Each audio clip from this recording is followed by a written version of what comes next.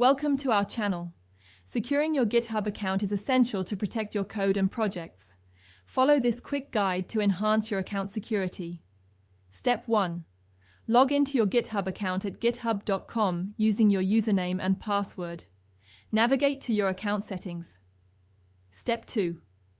Click on your profile picture in the top right corner and select Settings from the drop-down menu.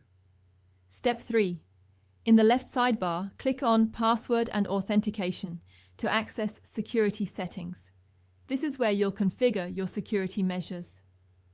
Step 4. Enable two-factor authentication by clicking Enable two-factor authentication. This adds an extra layer of security to your account. Step 5. Choose your preferred two-factor authentication method. Options include authenticator apps like Google Authenticator or Authy, SMS text messages, or security keys. Step 6. Follow the on-screen instructions to set up your chosen authentication method. For authenticator apps, scan the QR code with your mobile device. Step 7.